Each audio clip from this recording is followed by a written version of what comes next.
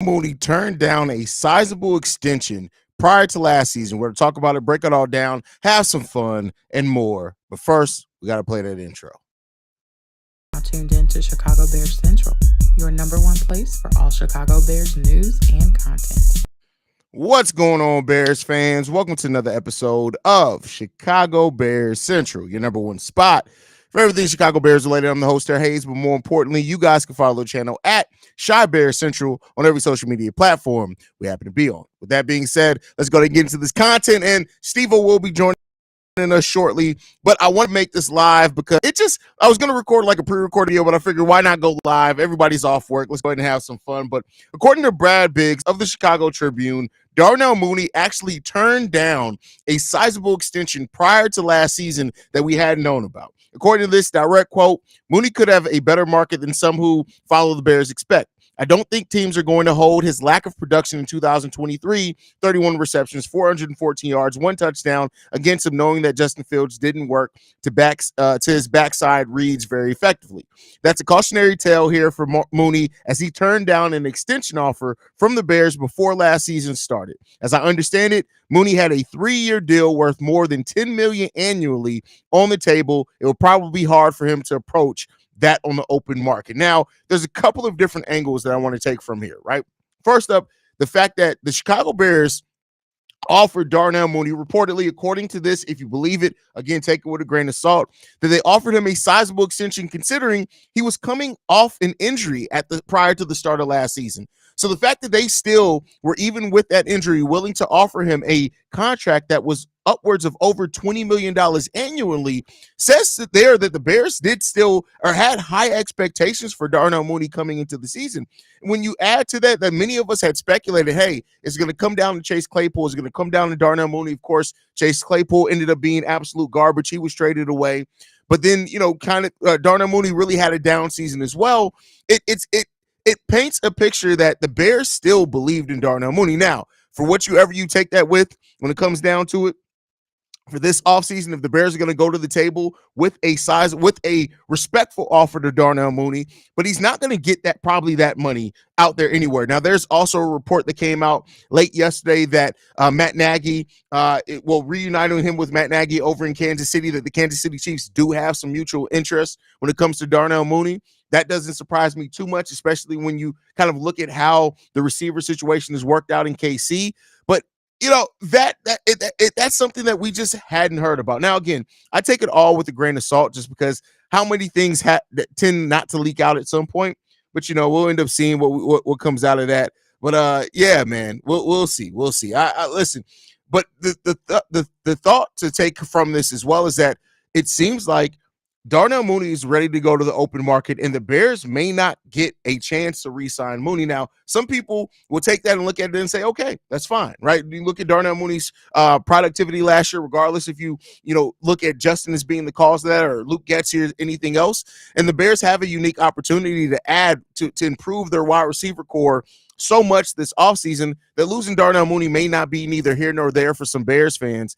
But when it comes down to it, man, we'll see. We'll see. Listen, I think that, like I've said before, is that I do think that if Darnell Mooney does stay with Chicago, which it may be a long shot according to this report, again, take that with a grain of salt.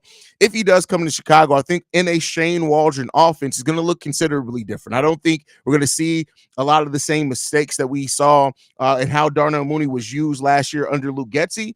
But hey, and I've always said this in both sports, both in covering the Bulls and the Bears, is that simply once you allow your player to go to the open market, there's no guarantee that they're going to come back, even if you do want them back. That's why the Chicago Bears are trying so hard to get an extension done with Jalen Johnson before he gets a chance to really go to the open market, and they're going to probably franchise tag him before, because it's easy to say in a vacuum that somebody can come back, you can offer a player you want him back, but once they are completely out in the open market, it becomes a lot more dangerous for it. So, we'll see what happens with that one. I want to see how you guys, we're waiting on Steve-O to come on, see how you guys are feeling about this.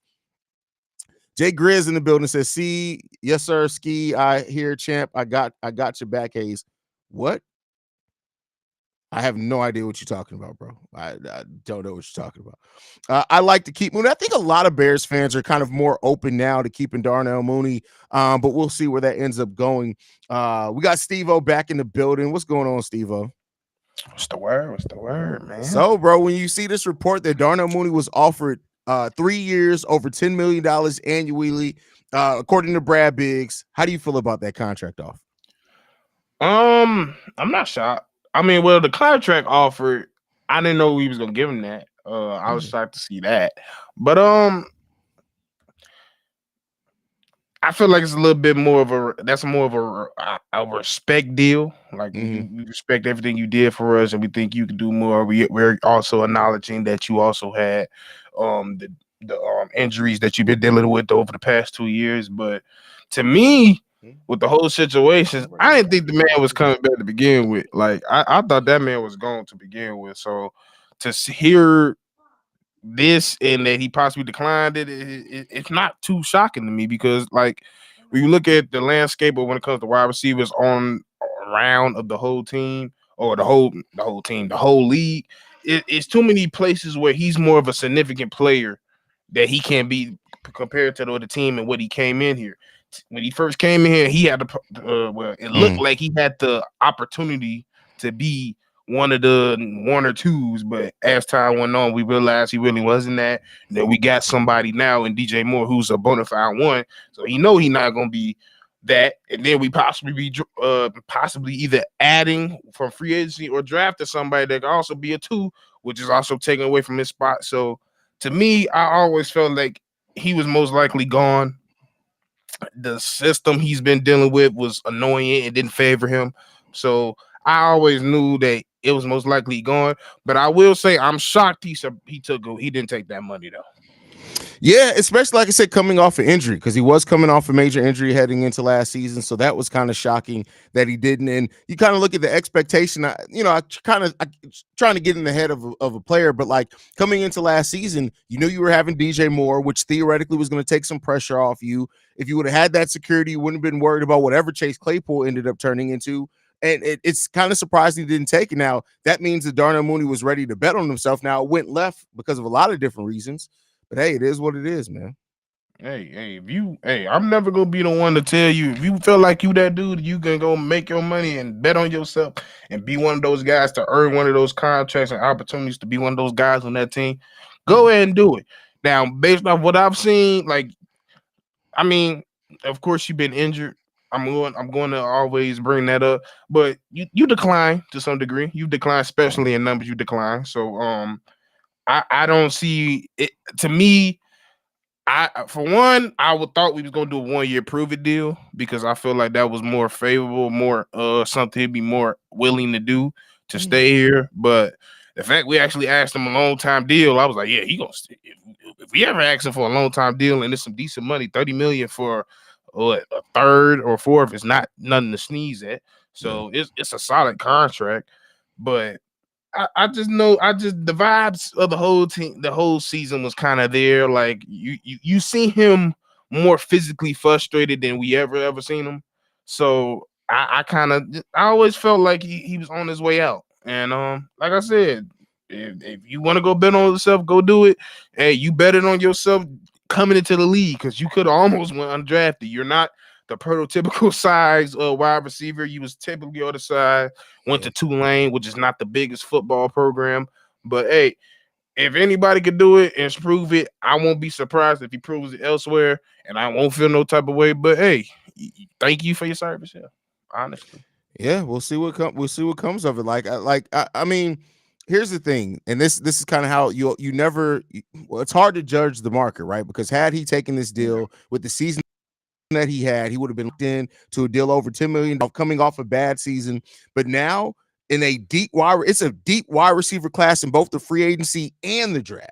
And so now, like, not only when it comes to if he comes down to the Bears or not, that market he's not gonna get that money more than like now. If he does, shout out to him. If Kansas City, whoever sees him and looks at him and says, "Oh no, we're getting you $10 million a year," shout out to him for still getting his money coming off a down season.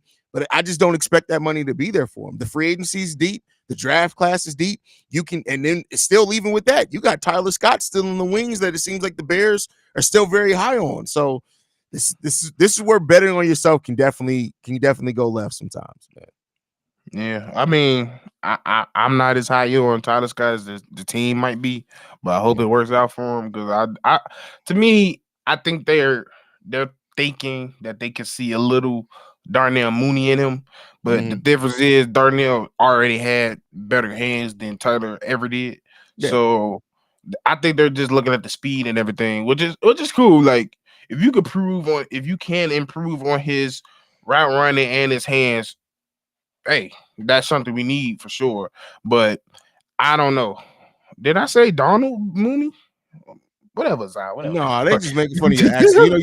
You be drawing out words sometimes. So hey, my grandma from Alabama. Don't leave me alone. Hey, fuck y'all. But yeah, I just think he was on his way out, and like I said, if he can prove his way, do it. But I just hope the Bears ain't just sitting here thinking we ain't improving. You need to go get some more weapons now for sure. Like, wait. Adrian, who is Ed Reed? Are you serious, bro? I know you. I know like, you. You got to be. You either young. You or on? stupid. About to say, like, I'm just. You know me. I don't put my words back. You either young or stupid. That's it. Like I don't even know what to say on that one, bro. Like you should have. Everything don't need to be said out loud, bro. You should have Googled that one, man. Right. If somebody say Ed Reed, you should have just went to your little phone, the phone device right here, and looked up Mr. Ed Reed. It's a highlight tape waiting for. Hell, I know you got TikTok. You can TikTok the motherfucker. That's one of the greatest safeties we ever seen. Dang, bro, that's crazy, man. Who's comparing Ed Reed to Moon? First of all, who the fuck said Ed Reed? Somebody in the chat said Ed Reed. Oh, it was somebody okay. in the chat. Yeah. Oh, okay. My bad. That's crazy. My bad. That's crazy, bro. My man said, "Who is Ed Reed?" He said, "I know who he is. Who the goat is? Who the goat?" Oh, okay. I would hope so. I'm like, wait, what we say? No, man, Lord have mercy, bro. I was gonna tell you to go get a blunt, bro. You need some help. No. Fuck a blunt, a book. If you don't know who Ed Reed is, you need to go read something. Oh man, that's crazy. That's almost as crazy as C-Dub saying that man Palomalu wasn't athletic. Bro, listen, that C-Dub done gave a lot of people the green light to say some crazy shit, bro. But I love him. When you hear that this was the offer that the Bears were willing to make, does that tell you anything about how they may view this wide receiver market coming up, this free agency? Because if you're willing to pay Darnell Mooney coming off an injury in the season he had in 2022, $10 million a year, you got to look at some of the wide receivers out there. And because I've been looking at it and saying, hey, I don't think they'll pay $20 million for this guy. But if you were willing to pay Darnell Mooney $10 million coming off the season he had, I don't know. That may change my perception on that a little bit. I was just on the live and I just said something about polls that's worrying me a little bit. And I think it got something to do with. I just think they respect relationship and continuity a little too much. Just a little bit. Now, don't get me wrong. You definitely, especially in football, you need continuity, you need chemistry, you need relationships. But at the end of the day, I don't know if any other GM is going to give that man that contract. 3 years, $30 million off the past 2 years. Looking at his stack, that's a hell no. But because you've seen what he's done as a Bear from the first day to now, it's almost like you kind of owe him, and that's what it's giving off to me, and to me, and it's also showing to me that they're really not willing to go into spending money into wide receivers. Because we all know Pose, if he don't have to spend money in free agency, he's not. That's just the type of player he is, type of GM he is. He wants to build through the draft. So if he can keep you here and he feel like he can make it work with you here and you have the rapport and the relationships that's already been brewing here, he gonna do everything in his power to keep you. Hell, he kept St. Brown here and it was no reason to. Yeah. That's true. You didn't even use him, so I don't even want to hear him say he's one of the And best he's probably blockers on the coming back team. this season too. Don't be surprised if Equinami Right. St. So Brown is yeah, coming back. that's just my only worry about Pose. And now that he's showing a little bit that he's a little too damn indecisive, that's another worry of mine. But it's just that I think he's too on relationships, and he realized somebody especially if you're talking about keeping the quarterback that you have, losing somebody that he's been there with since day one is somebody you really don't want to lose. Yeah. We'll see, man. We'll see. It's interesting. It's free agency is always interesting for what you hear after the fact and leading up, but we'll see what the Bears actually do in free agency this offseason. Any last thoughts, Steve, before we get up out of here? Hey man, I'm just keep saying every time, make the motherfucking decision, and your Randy Orton looking ass better not make the decision and no goddamn 12:30. Randy Orton, who looks like Randy Orton? He looked like a black Randy Orton. I ain't trying to hear it. Now I gotta see it side by side. I gotta see it side by side. He looked like a 30-pound overweight Randy Orton with a little melanin in him, with a beard.